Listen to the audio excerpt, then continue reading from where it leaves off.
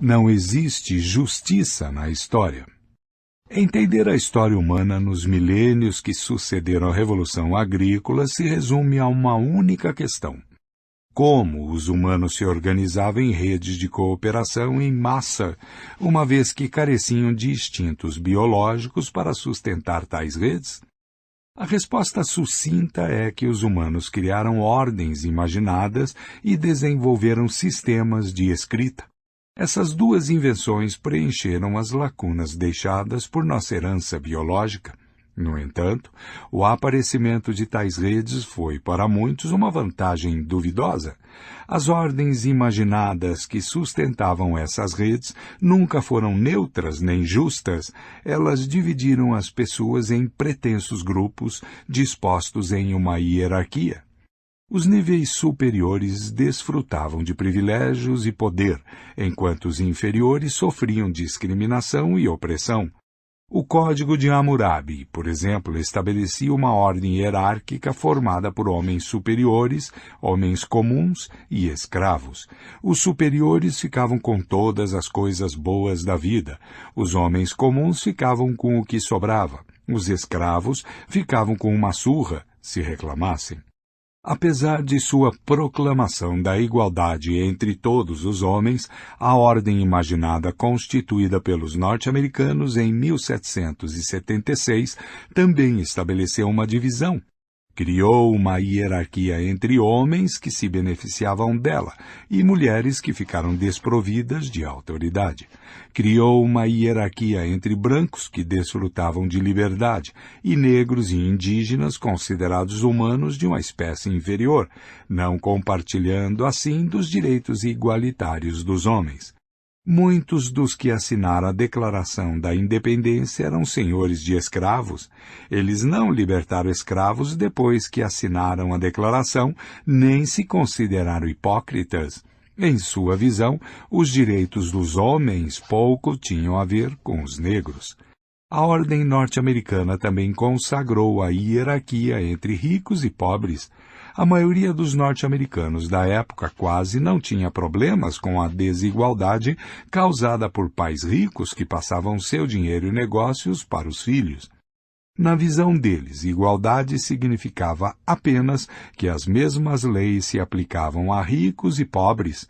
Não tinha nada a ver com seguro-desemprego, educação integrada ou seguro-saúde. A liberdade também tinha conotações muito diferentes das que tem hoje. Em 1776, não significava que os desprivilegiados, pelo menos não negros, índios e muito menos mulheres, podiam conquistar e exercer o poder. Significava simplesmente que o Estado não podia, exceto em circunstâncias incomuns, confiscar a propriedade privada de um cidadão, nem dizer a ele o que fazer com ela. A ordem norte-americana, com isso, endossou a hierarquia da riqueza, que alguns pensavam ter sido ordenada por Deus e outros viam como a representação das leis imutáveis da natureza. A natureza alegava-se e recompensava mérito com riqueza, enquanto penalizava a indolência. Todas as distinções mencionadas aqui, entre homens livres e escravos, brancos e negros, ricos e pobres, se baseiam em ficções. A hierarquia entre homens e mulheres será discutida posteriormente. Ainda assim, é uma lei férrea da história que toda hierarquia imaginada negue suas origens ficcionais e afirme ser natural e inevitável. Por exemplo, muitas pessoas que viam a hierarquia dos homens livres e dos escravos como natural e correta argumentaram que a escravidão não é uma invenção humana. Hammurabi a via como algo ordenado por Deus. Aristóteles afirmou que os escravos tinham uma natureza escrava, enquanto os homens livres tinham uma natureza livre. Seu status na sociedade não passava de um reflexo de sua natureza inata. Pergunte aos defensores da supremacia branca sobre hierarquia racial e prepare-se para ouvir uma palestra pseudocientífica sobre as diferenças biológicas entre as raças. É provável que digam que há algo no sangue ou nos genes caucasianos que torna os brancos naturalmente mais inteligentes, trabalhadores e virtuosos. Pergunte a um capitalista obstinado sobre a hierarquia da riqueza e provavelmente ouvirá que se trata do resultado inevitável de diferenças objetivas na capacidade dos indivíduos. Segundo essa visão, os ricos têm mais dinheiro porque são mais capazes e aplicados. Portanto, ninguém deveria se incomodar se os ricos têm melhor serviço de saúde, melhor educação e melhor nutrição. Eles são merecedores de todos os benefícios de que desfrutam. Os hindus que aderem a um sistema de castas acreditam que forças cósmicas fizeram uma casta superior à outra. De acordo com o famoso mito de criação hindu, os deuses criaram o mundo a partir do corpo de um ser primitivo, Purusha. O sol foi criado dos olhos de Purusha, a lua do cérebro de Purusha, os brahmanes, sacerdotes, de sua boca, os kshatriyas, guerreiros, de seus braços, os vaixás, camponeses e mercadores, de suas coxas, os sudras, criados, de suas pernas. Aceite essa explicação e as diferenças sociopolíticas entre brahmanes e sudras passam a ser tão naturais e eternas quanto as diferenças entre o sol e a lua. Nota. Os antigos chineses acreditavam que quando sua deusa Nu-Kua criou os humanos a partir da terra, ela fez os aristocratas com uma bela argila amarela, enquanto os homens comuns foram moldados com barro marrom. 2. Nota. Ainda assim, até onde sabemos, essas hierarquias são produto da imaginação humana. Brahmanes e Sudras não foram realmente criados por deuses a partir de diferentes partes do corpo de um ser primitivo. Em vez disso, a distinção entre as duas castas foi criada por leis e normas inventadas por humanos no norte da Índia há cerca de 3.000 anos. Ao contrário do que dizia Aristóteles, não se conhece nenhuma diferença biológica entre escravos e homens livres. Leis e normas humanas transformaram algumas pessoas em escravos e outras em senhores. Entre negros e brancos existem algumas diferenças biológicas objetivas, como cor da pele e tipo de cabelo, mas não há nenhuma evidência de que essas diferenças se estendam à inteligência ou à moral. A maioria das pessoas afirma que sua hierarquia social é natural e justa, enquanto as de outras sociedades são baseadas em critérios falsos e ridículos. Os ocidentais modernos são ensinados a desprezar a ideia de hierarquia racial. Eles ficam chocados com as leis que proíbem os negros de viver em bairros de brancos, ou estudar em escolas de brancos, ou ser tratados em hospitais de brancos. Mas a hierarquia de ricos e pobres, que autoriza os ricos a viver em bairros distintos e mais luxuosos, estudar em escolas distintas e de mais prestígio e receber tratamento médico em instalações distintas e bem equipadas, parece perfeitamente sensata para muitos norte-americanos e europeus. Mas é um fato comprovado que a maior parte dos ricos são os ricos pelo simples motivo de terem nascido em uma família rica, enquanto a maior parte dos pobres continuarão pobres no decorrer da vida simplesmente por terem nascido em uma família pobre. Infelizmente, sociedades humanas complexas parecem exigir hierarquias imaginadas e discriminação injusta.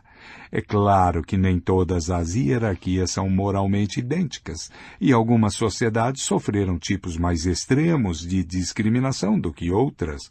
Apesar disso, os estudiosos não têm conhecimento de nenhuma grande sociedade que tenha sido capaz de prescindir totalmente da discriminação. Repetidas vezes as pessoas estabeleceram a ordem em sua sociedade, classificando a população em categorias imaginadas, como homens superiores, homens comuns e escravos, brancos e negros, patrícios e plebeus, brahmanes e sudras, ricos e pobres. Essas categorias regulamentaram as relações entre milhões de seres humanos ao tornar algumas pessoas superiores a outras em termos jurídicos, políticos ou sociais. As hierarquias têm uma função importante.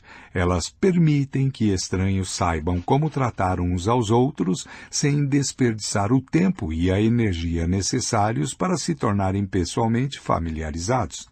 Em Pigmalião, de Bernard Shaw, Henry Higgins não precisa se tornar íntimo de Eliza Doolittle para entender como deve se relacionar com ela. Só de ouvi-la falar, ele deduz que se trata de um membro de classe baixa com quem pode fazer o que quiser. Por exemplo, usá-la como títere em sua aposta de fazer uma vendedora de flores ambulante se passar por duquesa. Uma Elisa dos tempos modernos trabalhando em uma floricultura precisa saber quanto esforço dedicar à venda de rosas e gladiolos para as pessoas que entram na loja todos os dias. Não pode fazer uma indagação detalhada dos gostos e bolsos de cada indivíduo. Em vez disso, usa algumas pistas, o modo como a pessoa está vestida, sua idade e, se não for politicamente correta, a cor da pele. É assim que ela imediatamente faz a distinção entre o sócio da firma de contabilidade, que tem grande probabilidade de comprar um buquê de rosas caro, e o mensageiro que só tem $1 para gastar num punhado de margaridas. Obviamente, as diferenças nas habilidades naturais também desempenham seu papel na formação de distinções sociais, mas tais diversidades de aptidão e caráter costumam ser mediadas por hierarquias imaginadas. Isso acontece de duas formas importantes. A primeira e a principal delas é que a maioria das habilidades precisa ser cultivada e desenvolvida. Mesmo que alguém nasça com um talento em particular, esse talento normalmente permanecerá latente se não for estimulado, lapidado e exercitado. Nem todas as pessoas têm a mesma chance de nutrir e aperfeiçoar suas habilidades. Ter ou não essa oportunidade costuma depender de sua posição na hierarquia imaginada pela sociedade em que estão inseridas. Harry Potter é um bom exemplo. Tirado de sua família notável de bruxos e criado por trouxas ignorantes, ele chega a Hogwarts sem nenhuma experiência em magia. São necessários 7 livros até que ele aprenda a dominar plenamente seus poderes e conheça suas habilidades excepcionais. A segunda é que, mesmo que pessoas pertencentes a classes diferentes desenvolvam exatamente as mesmas habilidades, é improvável que tenham o mesmo sucesso, porque terão que jogar segundo regras diferentes. Se na Índia governada pela Inglaterra, um intocável, um brahmane, um irlandês católico e um inglês protestante tivessem, de alguma forma, desenvolvido exatamente o mesmo tino para os negócios, ainda assim não teriam as mesmas chances de enriquecer. O jogo econômico era manipulado por restrições jurídicas e barreiras invisíveis não oficiais. O círculo vicioso. Todas as sociedades são baseadas em hierarquias imaginadas, mas não necessariamente nas mesmas hierarquias. O que explica essas diferenças? Por que as pessoas são classificadas na sociedade indiana tradicional de acordo com castas, na sociedade otomana de acordo com a religião e na sociedade norte-americana de acordo com a raça? Na maioria dos casos, a hierarquia surgiu em consequência de um conjunto de circunstâncias históricas acidentais e foi, então, perpetuada e refinada durante muitas gerações, à medida que diferentes grupos passaram a ter interesses pessoais em tal hierarquia. Por exemplo, muitos estudiosos supõem que o sistema de castas hindu tomou forma quando o povo indo-ariano invadiu o subcontinente indiano há cerca de 3.000 anos, subjugando a população local. Os invasores estabeleceram uma sociedade estratificada em que, é claro, ocuparam as posições principais, sacerdotes e guerreiros, deixando aos nativos a condição de criados e escravos. Os invasores, em menor número, temiam perder seu status privilegiado e identidade singular. Para evitar esse risco, dividiram a população em castas, exigindo que cada uma delas se dedicasse a uma ocupação específica ou desempenhasse um determinado papel na sociedade. Cada uma tinha status legal, privilégios e deveres diferentes. A mistura de castas, interação social, casamento e até mesmo o compartilhamento de refeições era proibida. E as distinções não eram apenas legais, se tornaram uma parte inerente da mitologia e da prática religiosa. Os governantes argumentavam que o sistema de castas refletia uma realidade cósmica eterna e não um processo histórico casual. Conceitos de pureza e impureza eram elementos essenciais no hinduísmo e eram utilizados para sustentar a pirâmide social. Os hindus devotos aprendiam que o contato com membros de uma casta diferente podia contaminá-los, não apenas pessoalmente, mas também a sociedade como um todo, e, portanto, devia ser abominado. Essas ideias não são exclusividade dos hindus. No decorrer da história, e em praticamente todas as sociedades, conceitos de contaminação e pureza tiveram um papel fundamental na imposição de divisões políticas e sociais e foram explorados por muitas classes dominantes a fim de estas manterem seus privilégios. No entanto, o medo da contaminação não foi totalmente inventado por sacerdotes e príncipes. Provavelmente tem suas origens em mecanismos de sobrevivência que fazem os humanos sentirem uma repulsa instintiva por portadores de doenças em potencial, como pessoas enfermas e cadáveres. Se você quiser manter qualquer grupo humano isolado, mulheres, judeus, ciganos, gays, negros, a melhor forma é convencer todos de que essas pessoas são fonte de contaminação. O sistema de castas hindu e as leis de pureza que o acompanham ficaram profundamente arraigados na cultura indiana. Bem depois que a invasão indo-ariana foi esquecida, os indianos continuaram a acreditar nesse sistema e a abominar a contaminação causada pela mistura de castas. As castas não são imunes a mudanças. De fato, com o passar do tempo, grandes castas foram divididas em subcastas.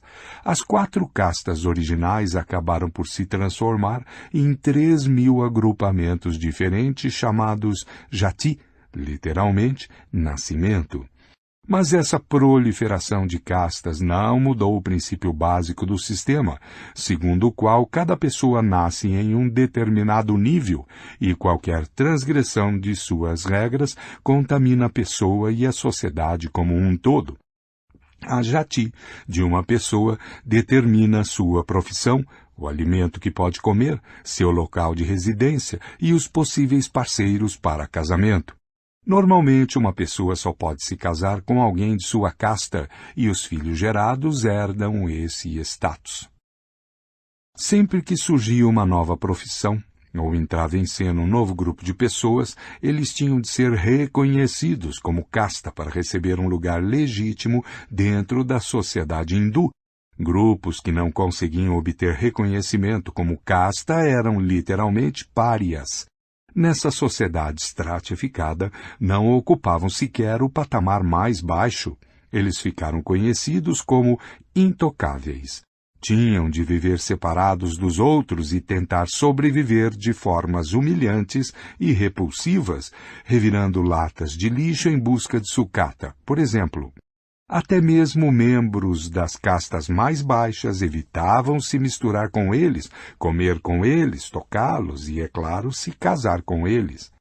Na Índia atual, questões de casamento e trabalho ainda são fortemente influenciadas pelo sistema de castas, apesar de todas as tentativas do governo democrático para acabar com tais distinções e convencer os hindus de que não há nenhuma contaminação na mistura de castas. Pureza na América.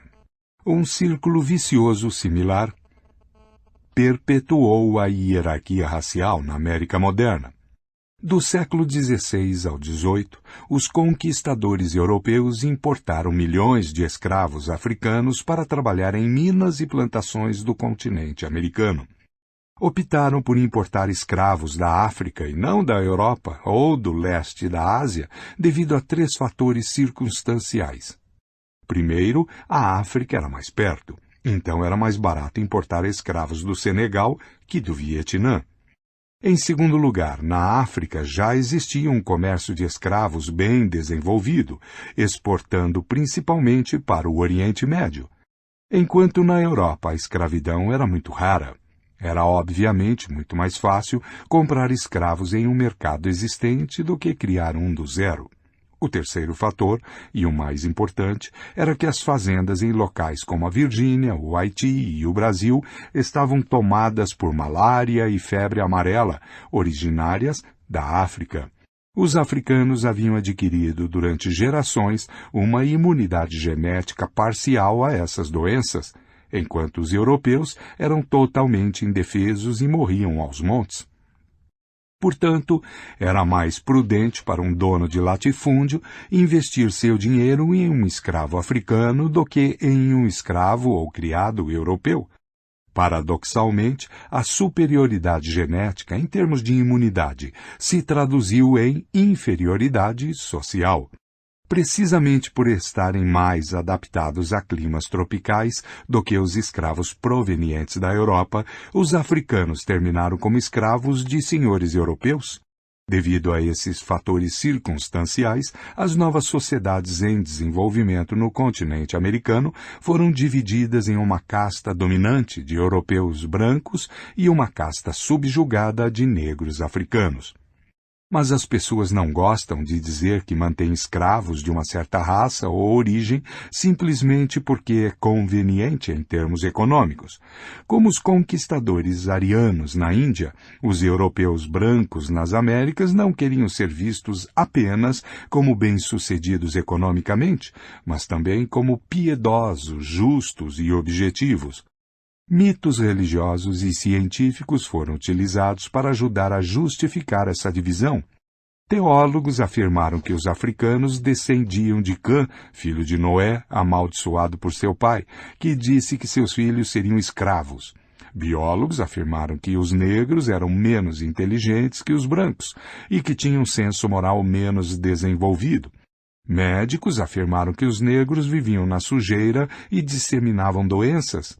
Em outras palavras, eram fonte de contaminação. Esses mitos repercutiram na cultura americana e na cultura ocidental de modo geral. Continuaram a exercer influência bem depois que as condições que criaram a escravidão haviam desaparecido.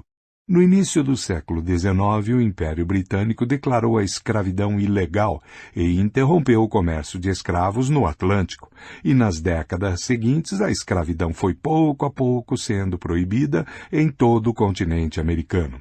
É digno de nota que essa foi a primeira e única vez na história que as sociedades escravocratas aboliram a escravidão voluntariamente. Mas, mesmo que os escravos tenham sido libertados, os mitos racistas que justificaram a escravidão persistiram. A separação das raças foi mantida por legislações e normas sociais racistas. O resultado foi um ciclo retroalimentado de causa e efeito, um círculo vicioso. Considere, por exemplo, o sul dos Estados Unidos, imediatamente após a Guerra Civil. Em 1865, a 13ª emenda à Constituição dos Estados Unidos aboliu a escravatura e a 14ª impôs que não se podiam negar, com base na raça, cidadania e proteção igualitária perante a lei. No entanto, depois de 2 séculos de escravidão, a maioria das famílias negras era muito mais pobre e menos instruída do que a maioria das famílias brancas. Assim, um negro nascido no Alabama em 1865 tinha muito menos chance de obter boa educação e um emprego bem pago do que seus vizinhos brancos. Seus filhos, nascidos nas décadas de 1880 e 1890, iniciaram a vida com a mesma desvantagem. Eles também nasceram em uma família pobre e pouco instruída. Mas a desvantagem econômica não era tudo. O Alabama também era lar de muitos brancos pobres que não tinham acesso às oportunidades disponíveis a seus irmãos de raça com melhores condições financeiras. Além disso, a Revolução Industrial e as ondas de imigração transformaram os Estados Unidos em uma sociedade extremamente fluida, em que se podia subir na vida rapidamente. Se o dinheiro fosse tudo o que importava, a rígida divisão entre as raças logo teria desaparecido, inclusive por meio do casamento interracial. Mas isso não aconteceu. Em 1865, os brancos e também muitos negros assumiam como certo o fato de que os negros eram menos inteligentes, mais violentos e sexualmente libertinos, mais preguiçosos e menos preocupados com higiene pessoal do que os brancos. Eram, dessa forma, agentes de violência, roubos, estupros e doenças. Em outras palavras, contaminação. Se em 1895 um negro residente do Alabama miraculosamente conseguisse obter uma boa educação e se candidatasse a um emprego respeitável como caixa de banco, por exemplo, as chances de ser aceito seriam muito menores do que as de um candidato branco com as mesmas qualificações. O estigma que rotulava os negros como, por natureza, pouco confiáveis, preguiçosos e menos inteligentes, conspiraria contra ele. Pode-se pensar que as pessoas pouco a pouco entenderiam que esses estigmas eram mitos e não fatos, e que com o tempo os negros seriam capazes de provar que são tão competentes, limpos e corretos quanto os brancos. Na verdade, aconteceu o oposto. Esses preconceitos ficaram cada vez mais arraigados conforme o tempo foi passando. Como todos os melhores empregos eram dos brancos, ficou mais fácil acreditar que os negros eram realmente inferiores. Veja, dizia o cidadão branco médio, os negros são livres há gerações e ainda assim quase não existem professores, advogados, médicos ou mesmo caixas de banco negros. Não é uma prova de que os negros são simplesmente menos inteligentes e trabalhadores? Nesse círculo vicioso, negros não eram contratados para empregos administrativos porque eram considerados pouco inteligentes, e a escassez de negros em empregos administrativos era prova de sua inferioridade. O círculo vicioso, uma situação histórica fortuita, se traduz em um rígido sistema social. O círculo vicioso não acaba aí. À medida que os estigmas contra os negros se fortaleceram, foram traduzidos em um sistema de leis e normas chamadas Leis Jim Crow, criado para proteger a ordem racial. Os negros eram proibidos de votar em eleições, estudar em escolas de brancos, comprar em lojas de brancos, comer em restaurantes de brancos, dormir em hotéis de brancos.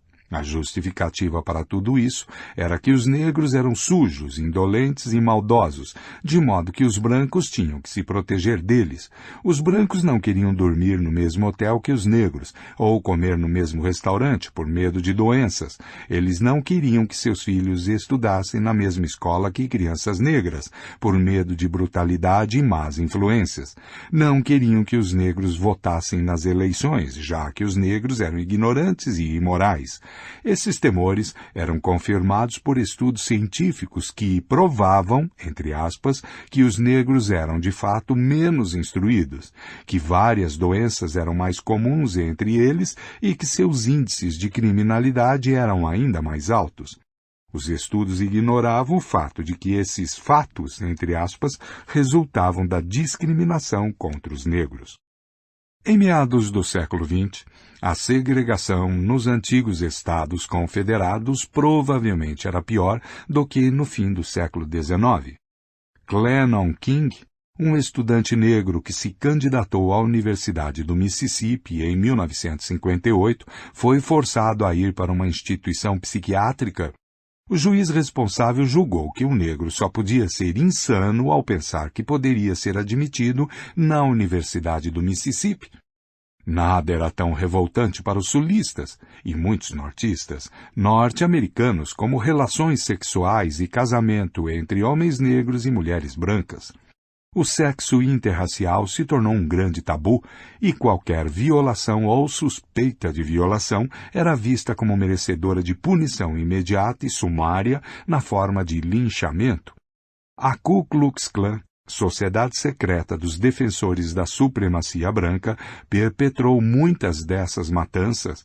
Eles poderiam ensinar algumas coisinhas aos brahmanes hindus sobre leis de pureza. Com o tempo, o racismo se espalhou para cada vez mais esferas culturais. A cultura estética norte-americana foi construída sob padrões brancos de beleza. Os atributos físicos da raça branca, por exemplo, pele branca e cabelos claros e lisos, nariz pequeno e arrebitado, começaram a ser identificados como belos. Traços tipicamente negros, pele escura, cabelos pretos e crespos, nariz achatado, eram considerados feios. Esses preconceitos impregnaram a hierarquia imaginada em um nível ainda mais profundo da consciência humana. Tais círculos viciosos podem continuar por séculos e até mesmo milênios, perpetuando uma hierarquia imaginada que surgiu de um acontecimento histórico ocasional. Com frequência, a discriminação tende a piorar com o tempo e não a melhorar. Dinheiro gera dinheiro e pobreza gera pobreza. Educação gera educação e ignorância gera ignorância. Os que foram vítimas da história uma vez tendem a ser vitimados novamente, e aqueles que a história privilegiou tendem a ser privilegiados novamente.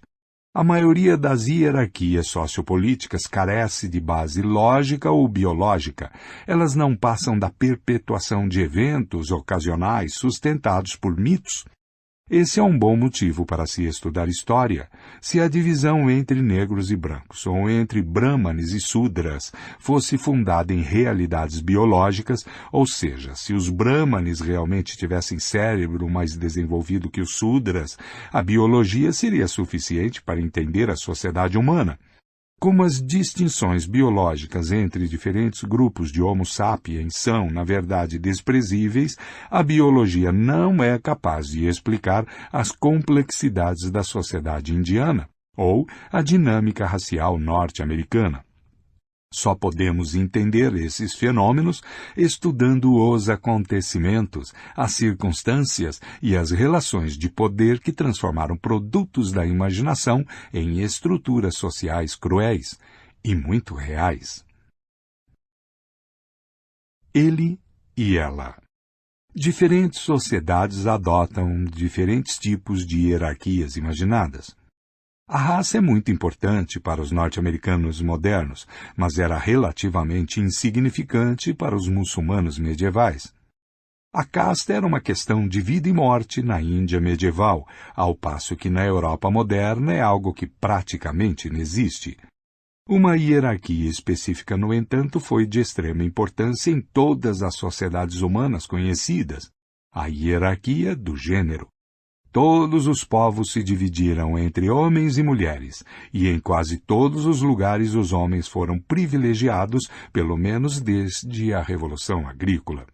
Alguns dos textos chineses mais antigos são ossos oraculares, que datam de 1200 a.C., utilizados para adivinhar o futuro. Em um deles estava entalhada a pergunta, aspas, a gestação da senhora Hao será afortunada?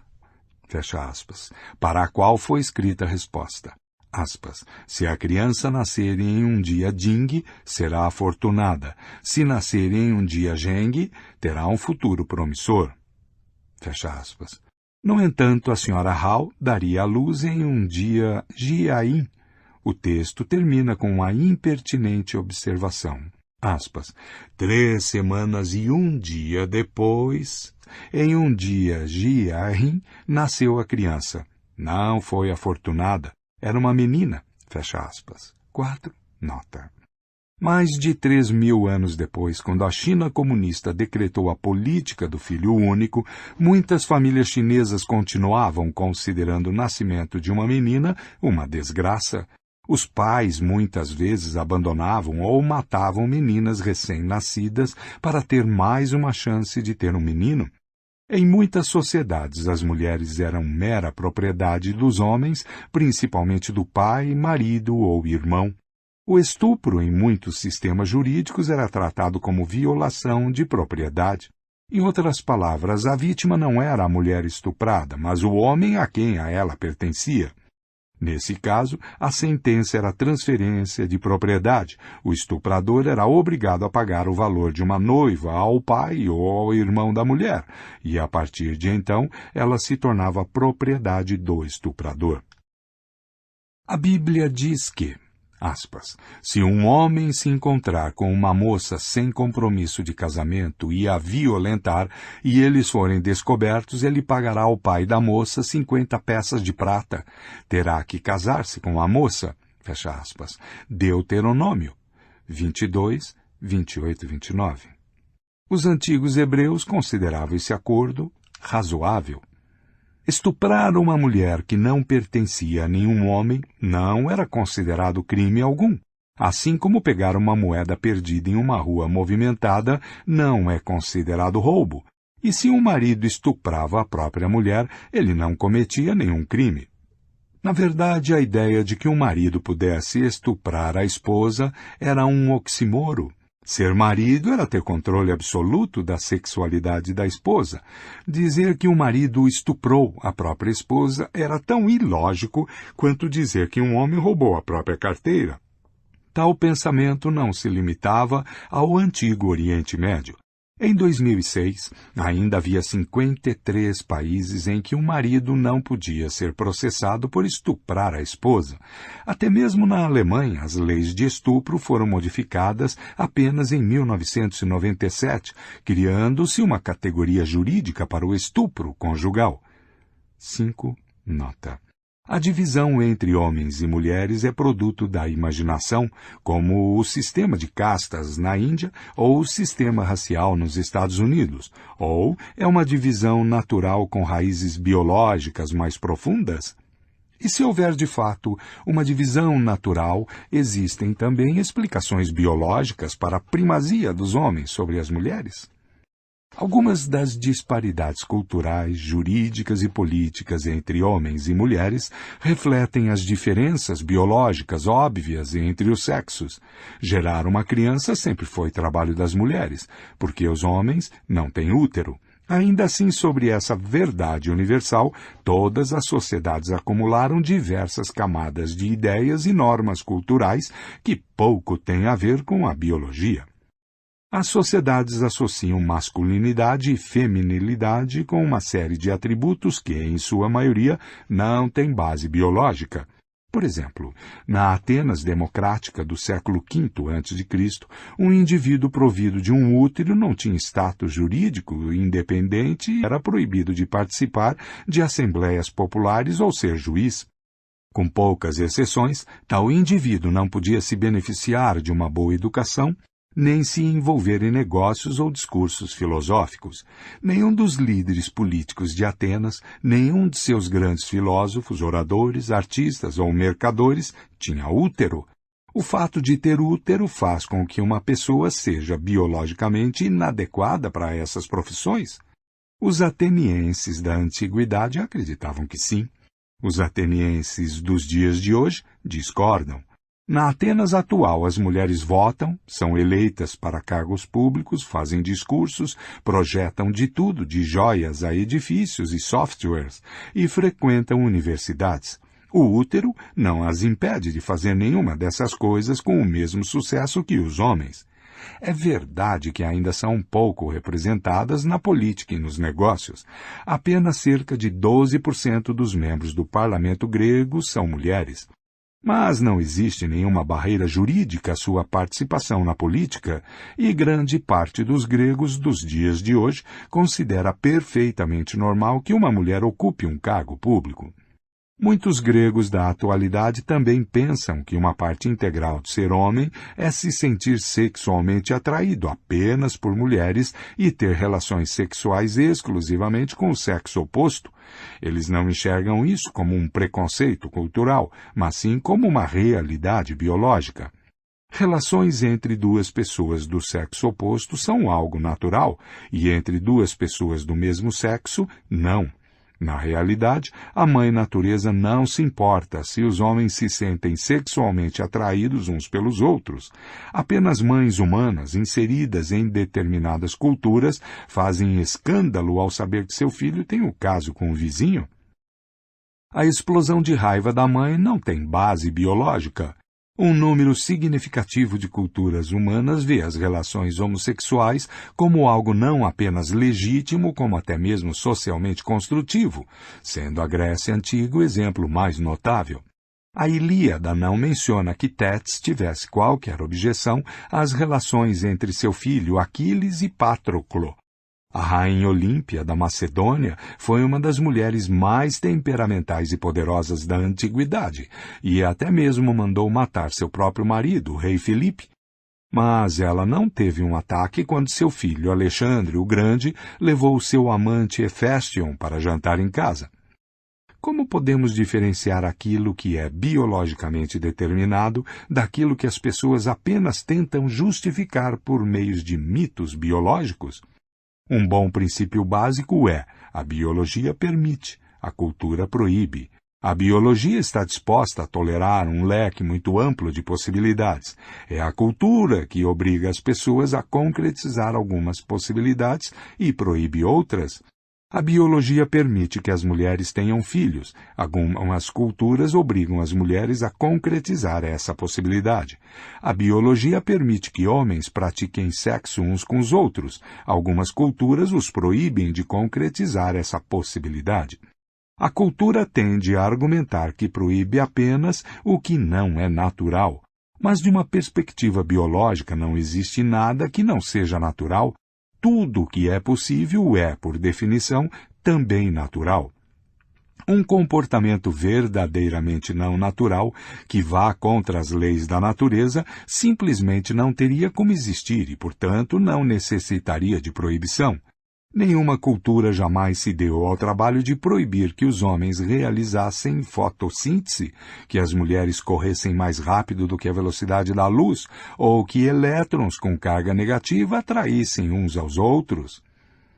Na verdade, nossos conceitos de natural e não natural não são tirados da biologia, mas da teologia cristã. O sentido teológico de natural é de acordo com as intenções de Deus que criou a natureza. Os teólogos cristãos afirmam que Deus criou o corpo humano com a intenção de que cada membro e órgão servisse a um propósito em particular. Se usamos nossos membros e órgãos para o propósito previsto por Deus, trata-se de uma atividade natural. Usá-los de maneira diferente da intenção de Deus não é natural. Mas a evolução não tem propósito. Os órgãos não evoluíram com um propósito, e o modo como são usados está em constante mudança. Não existe um único órgão no corpo humano que execute apenas o trabalho que seu protótipo executava quando apareceu pela primeira vez há centenas de milhões de anos. Os órgãos evoluem para executar uma função específica, mas, depois que existem, podem ser adaptados para outros usos também. A boca, por exemplo, surgiu porque os primeiros organismos multicelulares precisavam de uma forma de levar nutrientes para o corpo. Ainda usamos a boca para isso, mas também a usamos para beijar, falar e, se formos o Rambo, para puxar o pino de nossas granadas de mão. Algum desses usos não é natural simplesmente porque nossos ancestrais vermiformes não faziam essas coisas com a boca há 600 milhões de anos? Da mesma forma, as asas não apareceram de repente com toda a sua maravilhosa aerodinâmica. Elas se desenvolveram a partir de órgãos que serviam a outro propósito. De acordo com uma teoria, as asas dos insetos evoluíram há milhões de anos a partir de protuberâncias no corpo de insetos não voadores.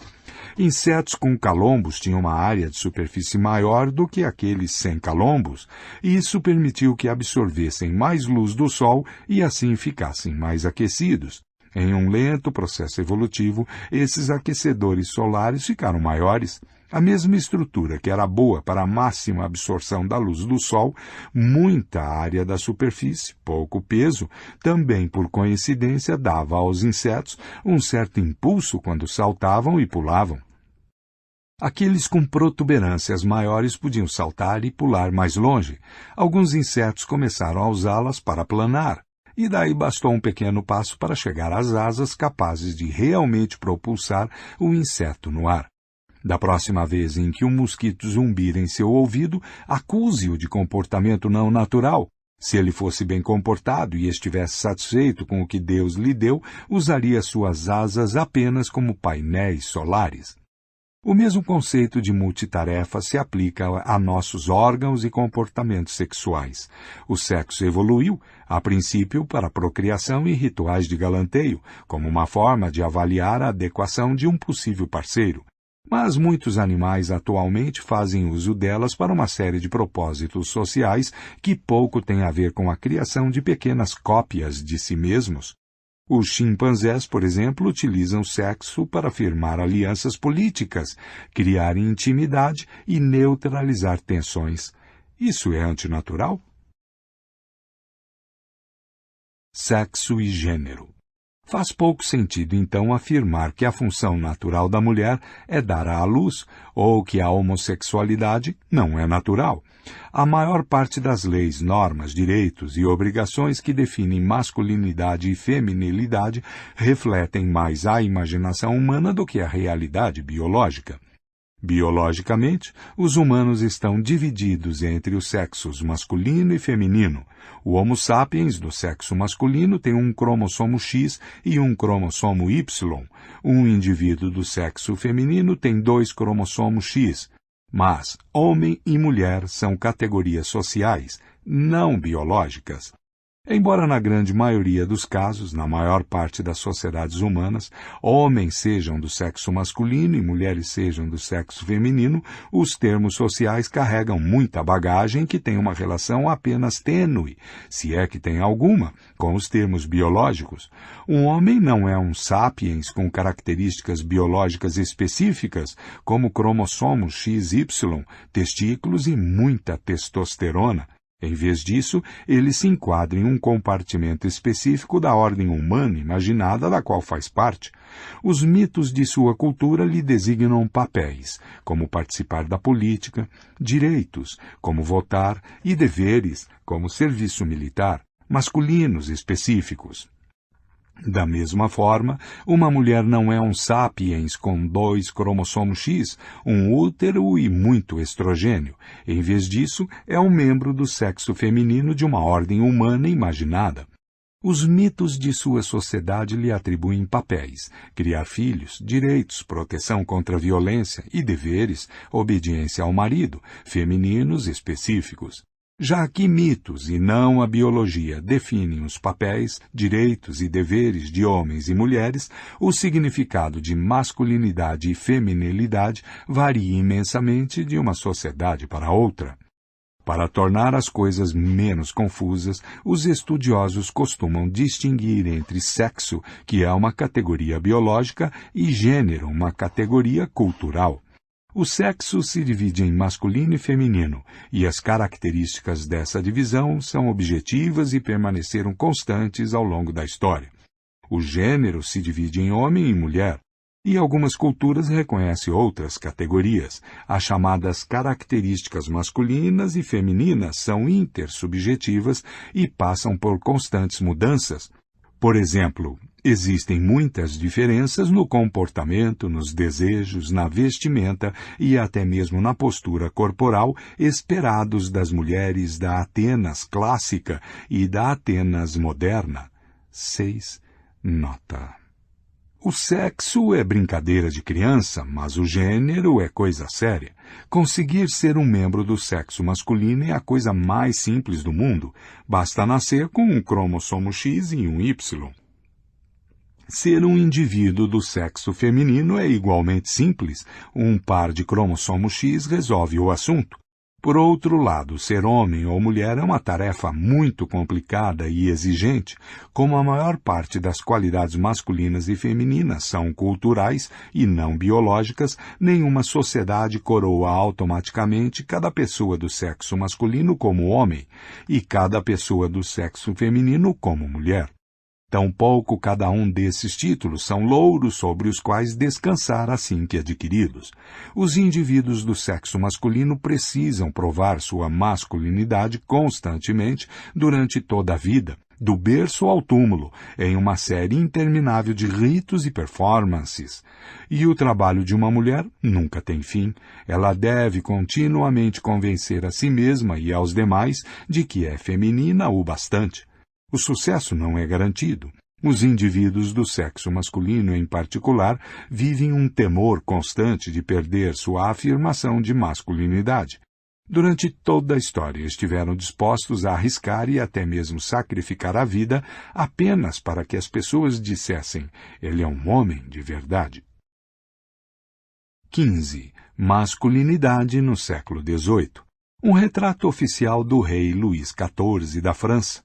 Observe a peruca longa, a meia calça, os sapatos de salto alto, a postura de bailarina e a enorme espada.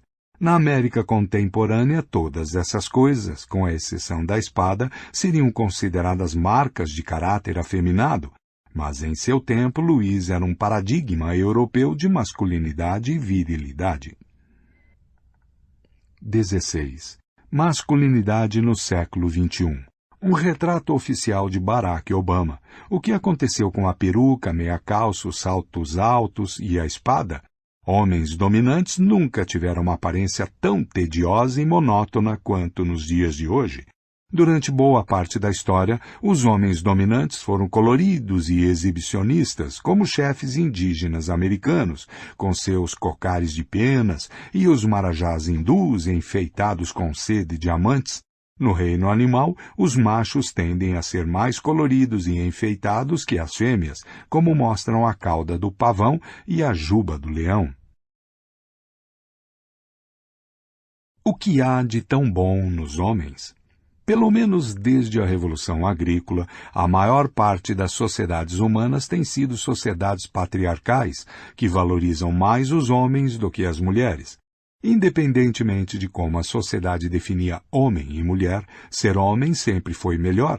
Sociedades patriarcais educam os homens para pensar e agir de modo masculino e as mulheres para pensar e agir de modo feminino, punindo qualquer um que ouse cruzar essas fronteiras. Apesar disso, não recompensam da mesma forma aqueles que se adaptam. Qualidades consideradas masculinas são mais valorizadas do que aquelas que são consideradas qualidades femininas, e membros de uma sociedade que personificam o ideal feminino recebem menos do que aqueles que exemplificam o ideal masculino. Menos recursos são investidos na saúde e na educação das mulheres. Elas têm menos oportunidades econômicas, menos poder político e menos liberdade de movimento.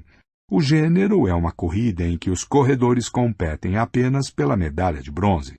Certamente um punhado de mulheres chegou à posição alfa, como Cleópatra, do Egito, a imperatriz Wu Zetian, da China, mais ou menos no ano 700, e Elizabeth I, da Inglaterra. Mas elas são as exceções que confirmam a regra. Durante o reinado de 45 anos de Elizabeth, todos os membros do parlamento eram homens, todos os oficiais da marinha e do exército real eram homens, todos os juízes e advogados eram homens, todos os bispos e arcebispos eram homens, todos os teólogos e sacerdotes eram homens, todos os médicos e cirurgiões eram homens, todos os estudantes e professores professores de todas as universidades e faculdades eram homens, todos os prefeitos e xerifes eram homens, e quase todos os escritores, arquitetos, poetas, filósofos, pintores, músicos e cientistas eram homens. O patriarcado tem sido a norma em quase todas as sociedades agrícolas e industriais. Resistiu teimosamente a levantes políticos, revoluções sociais e transformações econômicas. O Egito, por exemplo, foi conquistado inúmeras vezes no decorrer dos séculos. Assírios, persas, macedônios, romanos, árabes, mamelucos, turcos e britânicos o ocuparam, e sua sociedade sempre permaneceu patriarcal. O Egito foi governado pela lei faraônica, grega, romana, muçulmana, otomana e britânica, e todas discriminavam pessoas que não eram consideradas homens de verdade. Como o patriarcado é tão universal, não pode ser produto de algum círculo vicioso que teve início por um acontecimento ao acaso. É particularmente digno de nota que, mesmo antes de 1492, a maior parte das sociedades, tanto das Américas quanto da África e da Ásia, eram patriarcais, embora não tenham tido contato durante milhares de anos. Se o patriarcado na África e na Ásia resultou de algum acontecimento fortuito, porque os astecas e incas eram patriarcais, é muito mais provável que, embora o conceito preciso de homem e mulher varie entre as culturas, exista alguma razão biológica universal para quase todas as culturas valorizarem a masculinidade em detrimento da feminilidade. Não sabemos qual é essa razão. Há muitas teorias, nenhuma delas convincente. O poder dos músculos. A teoria mais comum aponta para o fato de que os homens são mais fortes que as mulheres e utilizaram sua maior capacidade física para obrigá-las a se submeterem. Uma versão mais sutil dessa afirmação sustenta que sua força permite que eles monopolizem tarefas que demandam trabalho braçal, como arar e colher. Isso lhes dá o controle da produção de alimentos, o que, por sua vez, se traduz em influência política. Há dois problemas com essa ênfase no poder dos músculos. Primeiro, a declaração de que os homens são mais fortes que as mulheres é verdadeira apenas na média e apenas se considerando certos tipos de força. As mulheres geralmente são mais resistentes à fome, doenças e fadiga que os homens. Há também muitas mulheres capazes de correr mais rápido e levantar mais peso que muitos homens. Além disso, o maior problema dessa teoria é que as mulheres, ao longo da história, foram excluídas, sobretudo, de empregos que exigiam pouco esforço físico, como sacerdócio, lei e política, enquanto se dedicavam a trabalho braçal nos campos, no artesanato e nos cuidados com a casa. Se o poder social fosse dividido diretamente com base em vigor ou força física, as mulheres teriam se dado muito melhor. E o que é ainda mais importante, simplesmente não existe relação direta entre força física e poder social entre os humanos. Pessoas na casa dos 60 anos de idade costumam exercer poder sobre pessoas de 20 e poucos anos, ainda que os mais novos sejam muito mais fortes. O típico fazendeiro do Alabama, de meados do século XIX, poderia ser derrotado em segundos por qualquer um dos escravos que trabalhavam nos campos de algodão. Não se usavam lutas de boxe para selecionar faraós egípcios ou papas católicos. Em sociedades de caçadores-coletores, a dominância política costuma residir com quem tem a melhor aptidão social, e não a musculatura mais desenvolvida. No crime organizado, o chefão não é necessariamente o homem mais forte. Quase sempre é um homem mais velho que raramente faz uso de seus punhos. Consegue que os mais jovens e com melhor preparo físico façam o trabalho sujo por ele. Um cara que pensa que a forma de dominar o grupo é acabar com o chefe provavelmente não vive o bastante para aprender com seu erro. Até mesmo entre os chimpanzés, o macho alfa conquista sua posição construindo uma coalizão estável com outros machos e fêmeas, e não por meio de violência sem discernimento. Na verdade, a história humana mostra que costuma haver uma relação inversa entre proeza física e poder social. Na maioria das sociedades, são as classes mais baixas que fazem o trabalho braçal, Isso possivelmente reflete a posição do Homo sapiens na cadeia alimentar. Se as habilidades físicas fossem as únicas a serem consideradas, os sapiens estariam em um degrau no meio da escada, mas suas habilidades mentais e sociais os colocaram no topo. É, portanto, simplesmente natural que a cadeia de poder dentro da espécie também seja determinada mais por habilidades mentais e sociais do que pela força bruta. É, portanto, difícil acreditar que a hierarquia social mais influente e estável da história seja fundada sobre a capacidade física dos homens de coagir as mulheres. A escória da sociedade. Outra teoria explica que a dominância masculina resulta não da força, mas da agressão. Milhões de anos de evolução tornaram os homens muito mais violentos que as mulheres. As mulheres podem se igualar aos homens no que diz respeito a ódio, ambição e violência, mas quando a situação fica crítica, em tese, os homens estão muito mais dispostos a partir para a violência física. É por isso que, em toda a história, a guerra sempre foi uma prerrogativa masculina. Em tempos de guerra, o controle dos homens sobre as forças armadas também os transformou nos senhores da sociedade civil.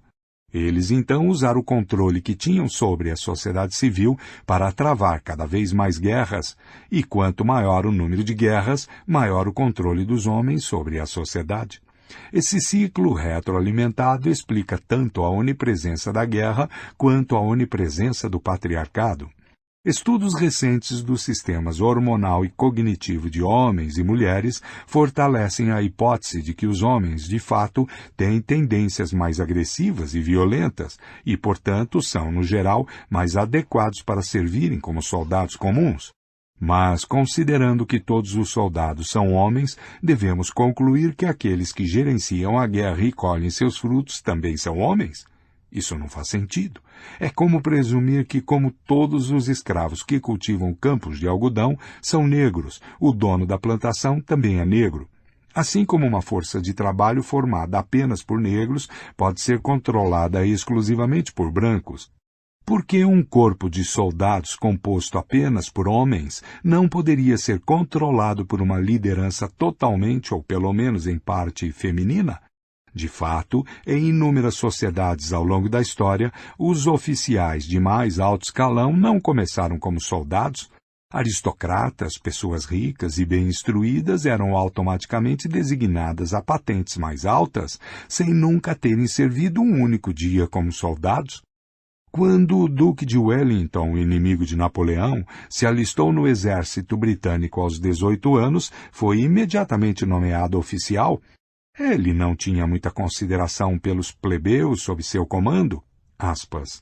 Temos nas forças armadas a escória da terra na função de soldados comuns, fecha aspas, escreveu a um companheiro aristocrata durante a guerra contra a França. Esses soldados comuns costumavam ser recrutados entre os mais pobres ou entre minorias étnicas, como os católicos irlandeses. A chance de subirem na hierarquia militar era irrisória. Os postos superiores estavam reservados para duques, príncipes e reis.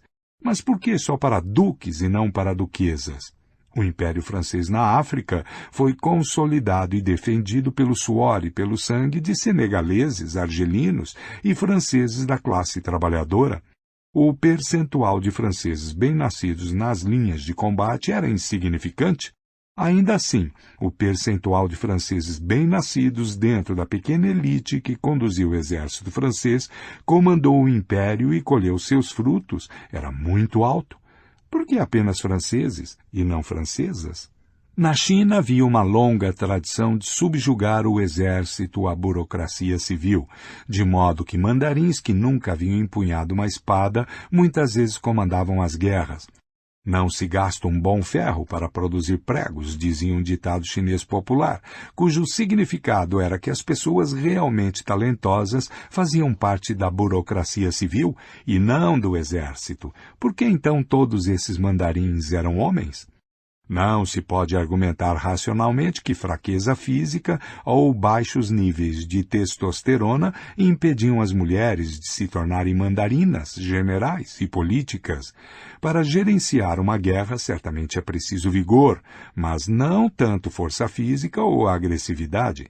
Guerras não são brigas de bar, são projetos muito complexos que exigem um grau extraordinário de organização, cooperação e capacidade de conciliação. A capacidade de manter a paz em casa, fazer aliados no exterior e entender o que passa pela cabeça das outras pessoas, particularmente seus inimigos, costuma ser a chave para a vitória. Por conseguinte, um homem bruto e agressivo muitas vezes é a pior escolha para coordenar uma guerra. Uma opção muito melhor é uma pessoa colaborativa que saiba como apaziguar, como manipular e como ver as coisas de diferentes perspectivas. É disso que são feitos os que constroem impérios. Augusto, militarmente incompetente, foi bem-sucedido na consolidação de um regime imperial estável, conquistando algo que desconcertou Júlio César e Alexandre Magno, que eram generais muito melhores. Tanto seus contemporâneos quanto os historiadores modernos costumam atribuir essa façanha à sua virtude de clementia, moderação e clemência. As mulheres frequentemente são estereotipadas como melhores manipuladoras e apaziguadoras que os homens, e são famosas por sua capacidade superior de enxergar as coisas da perspectiva dos outros. Se há alguma verdade nesses estereótipos, então as mulheres teriam sido excelentes políticas e construtoras de impérios, deixando o trabalho sujo nos campos de batalha para os machos carregados de testosterona e desprovidos de sutileza. Apesar dos mitos populares, e isso raras vezes aconteceu no mundo real, não está nem um pouco claro qual seria o motivo. Genes patriarcais. Um terceiro tipo de explicação de ordem biológica atribui menos importância à força bruta e à violência e sugere que, em milhões de anos de evolução, homens e mulheres desenvolveram estratégias diferentes de sobrevivência e de reprodução. Como os homens competiam entre si pela oportunidade de engravidar mulheres férteis, a chance de reprodução de um indivíduo dependia, acima de tudo, de sua capacidade de superar em desempenho e derrotar outros homens. Com o decorrer do tempo, os genes masculinos que conseguiam passar para a geração seguinte eram aqueles pertencentes aos homens mais ambiciosos, agressivos e competitivos. Uma mulher, por outro lado, não tinha dificuldade em encontrar um homem disposto a engravidá-la. No entanto, se quisesse que seus filhos lhe dessem netos, precisava carregá-los no útero durante 9 árduos meses e depois cuidar deles durante anos. Durante esse período, tinha poucas oportunidades de obter comida e necessitava de muita ajuda. Precisava de um homem para garantir sua própria sobrevivência e a de seus filhos. A mulher não tinha muita escolha além de concordar com quaisquer condições que o homem estipulasse para ficar por perto e dividir o fardo. Com o tempo, os genes femininos que chegaram à geração seguinte pertenciam a mulheres de caráter cuidador e submisso. Mulheres que passavam tempo excessivo em disputas por poder não deixaram nenhum desses genes poderosos para as gerações futuras.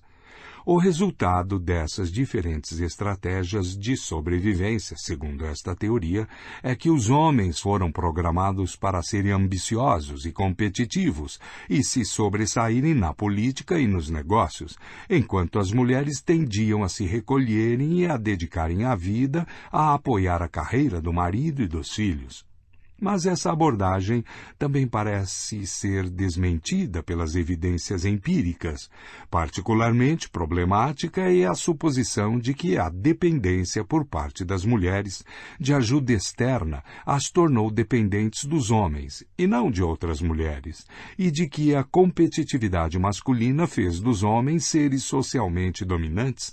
Existem muitas espécies de animais, como os elefantes e os bonobos, em que a dinâmica entre fêmeas dependentes e machos competitivos resulta em uma sociedade matriarcal. Como as fêmeas necessitam de ajuda externa, são obrigadas a desenvolver suas habilidades sociais e aprender a cooperar e apaziguar. Elas constroem redes sociais totalmente femininas que ajudam cada um dos membros a criar seus filhos. Os machos, enquanto isso, passam o tempo lutando e competindo. Suas habilidades e laços sociais permanecem subdesenvolvidos. Sociedades de bonobos e elefantes são controladas por fortes redes de fêmeas colaborativas, enquanto os machos egocêntricos e não colaborativos são jogados para escanteio. Embora as fêmeas de bonobo sejam geralmente mais fracas que os machos, elas costumam formar grupos para subjugar os machos que passam dos limites.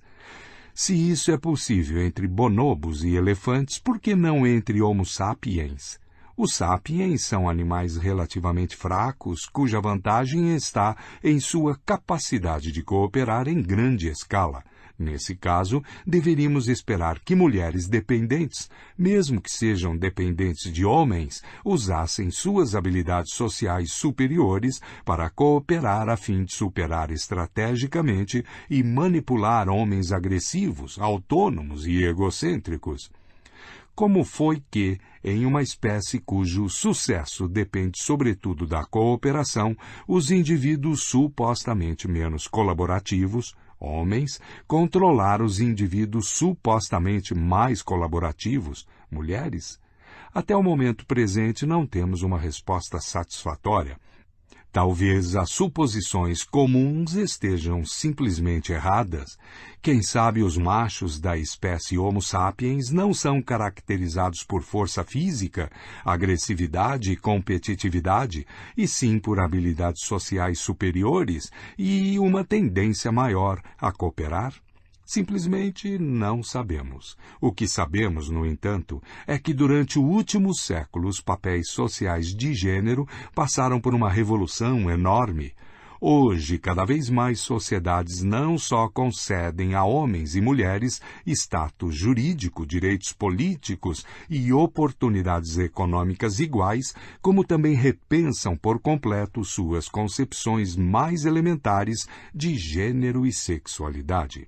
Embora as diferenças entre os gêneros ainda sejam significativas, as coisas vêm avançando rapidamente.